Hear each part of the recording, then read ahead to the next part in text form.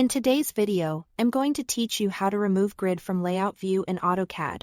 If you've ever switched to a layout and noticed a distracting grid showing inside your drawing window, don't worry, it's easy to turn off. I'll walk you through a quick method using a single key and then show you the command line alternative. So you can choose whichever feels more comfortable. Start by going to your layout. Look along the bottom of your screen and click on your Layout tab to display the sheet view. This is paper space, where you set up sheets for printing. Inside that sheet you'll see a rectangular window, that's your viewport, which shows the model. The grid you are seeing usually belongs to the model space view inside that viewport. Now activate the viewport. To do that, simply double-click inside the window.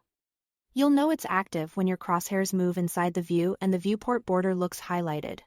This step is important because the grid toggle affects the space you are currently in. If you try to turn off the grid while paper space is active, nothing inside the viewport will change.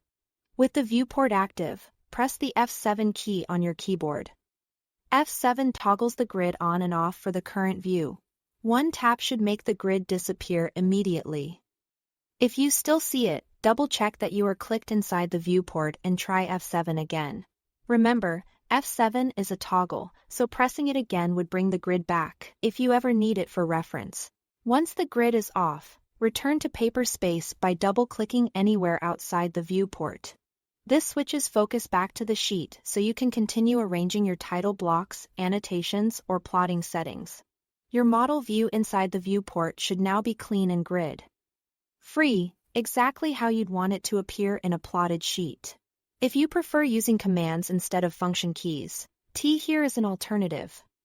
With the viewport active, type grid in the command line and press enter. Then type off and press enter again. This does the same thing as F7 turns the grid off for the active view. It's especially handy if your function keys are remapped or you are working on a device without them.